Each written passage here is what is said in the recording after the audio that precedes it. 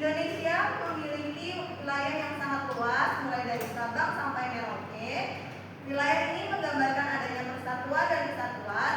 Wilayah Indonesia memiliki lebih dari 17.000 pulau yang mempunyai identitas berbeda-beda. Hal ini disebabkan letak wilayahnya sangat dipengaruhi pada keadaan alam suatu wilayah.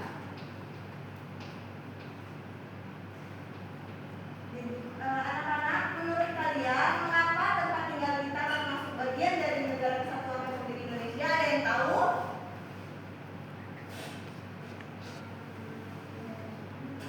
Jadi mengapa tempat tinggal kita itu termasuk dari NKRI? Karena setiap orang memiliki tempat tinggal, jadi di mana tempat tinggal kita itu termasuk dari wilayah NKRI. Misalnya rumah berada di lingkungan RT dan RW.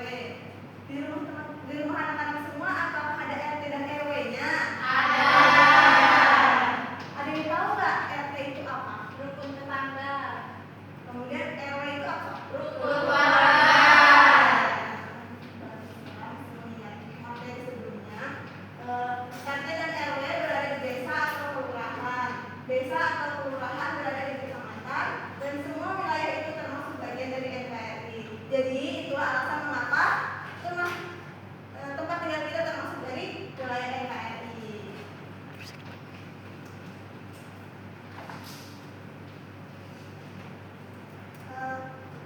Anak-anak, mengapa kita harus rukun dengan tetangga?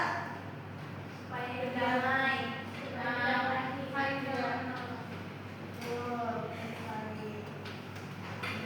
Jadi mengapa kita harus rukun dengan tetangga? Karena kita hidup di lingkungan bersama keluarga dan tetangga. Jadi kita harus saling membantu dan menghormati agar kita berdamaian. Hidup rukun di rumah dan di lingkungan berarti kita menjaga persatuan dan kesatuan bangsa. Contohnya yaitu adalah menyapa tetangga dengan sopan, menjaga kebersihan, bekerja sama saat ada kegiatan di RT, dan tidak bertengkar dengan teman. Oke, anak-anak, ibu mau meminta tolong salah satu dari kalian untuk membaca mengenai ini. Apakah dia bersedia untuk membaca? Oke, kemudian silahkan dibaca.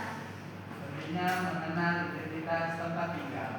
Dalam sebuah perjalanan hidupnya, seorang anak harus mengenal identitas dirinya dan alamat tempat tinggalnya. Wilayah Indonesia sangat luas.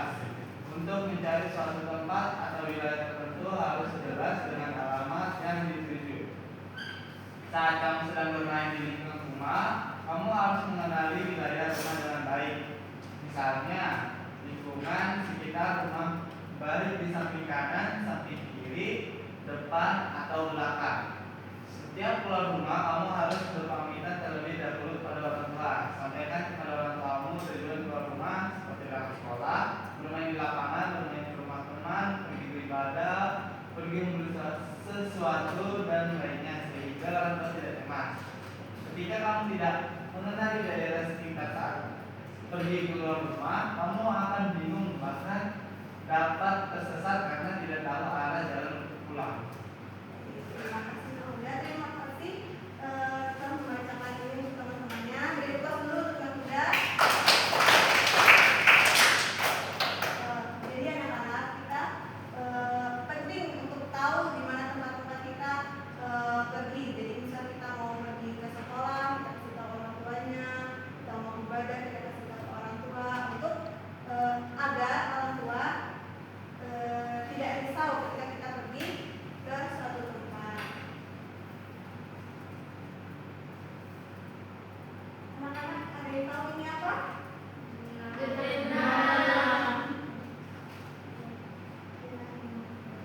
Oke.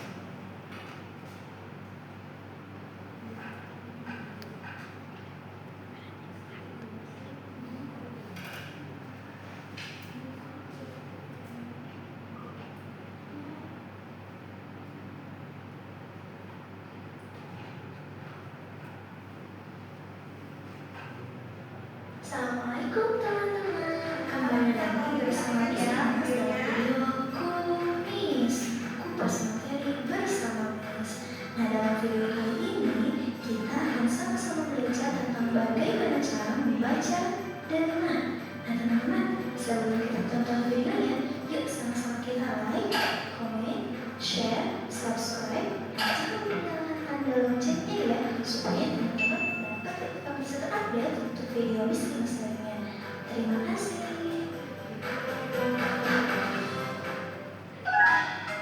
Oke teman-teman, sebelum kita ke materi, Miss sebenarnya nih, teman-teman di sini pernah nggak ya tersesat saat akan menuju suatu tempat?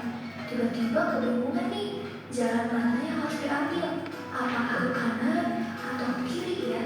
Nah biasanya dengan bantuan denah, teman-teman bisa melewati jalan yang benar dan bisa sampai ke tujuan.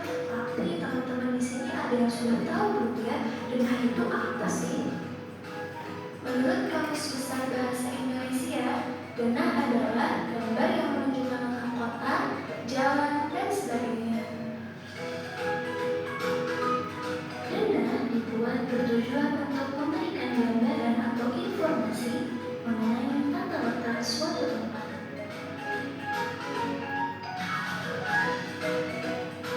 Manfaat denah yang pertama, memudahkan dalam mencari lokasi. Yang kedua, mengurangi kebingungan ketika mencari lokasi. Yang ketiga, mempercepat seseorang untuk sampai di tempat yang dituju. Unsur denah atau hal-hal yang harus ada pada denah. Yang pertama, judul denah. Yang kedua, gambar lokasi. Yang ketiga, petunjuk arah mata angin. Yang keempat, nama jalan. Dan yang kelima, arah menuju lokasi. Nah teman-teman, yuk sama-sama kita cari unsur denahnya ya. Perhatikan gambar berikut ya. Nah teman-teman, tadi kan kita belajar unsur-unsur denah itu. Yang pertama ada judul denah. Nah di gambar ini ya judul denahnya. Yang kedua, unsur yang kedua itu gambar lokasi. Nah di denah ini gambar lokasinya banyak nih. Ada gambar lapangan, pasar, dan sebagainya. Yang ketiga ada petunjuk arah mata angin ini ya. Yang keempat, unsurnya itu nama jalan. Nah, di denah ini ada nama jalan Merdeka, Jalan Kusuma, udah ada ya. Dan yang terakhir itu ada arah menuju lokasi.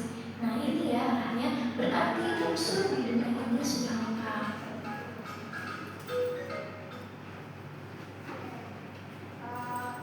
Gimana anak-anak, apakah bisa dipahami dari video yang kita Ibu tampilkan tadi? Bisa. Oke. Jadi di sini itu ada LKPD. Masih sama materinya seperti yang Ibu tampilkan tadi di video. Jadi kalian akan berkelompok mengerjakan LKPD ini. Itu ada tempat tinggalku bagian dari LKPD. Jadi Ibu mau anak-anak menyusun ini seperti rumah, sekolah, taman, kolam renang berada di sini. Untuk panduannya sudah ada di sebelah sini. Anak-anak ada yang masih ingat Ibu suruh bawa apa? Gunting. Sekarang bisa duduk berkelompok ya. Sudah Ibu.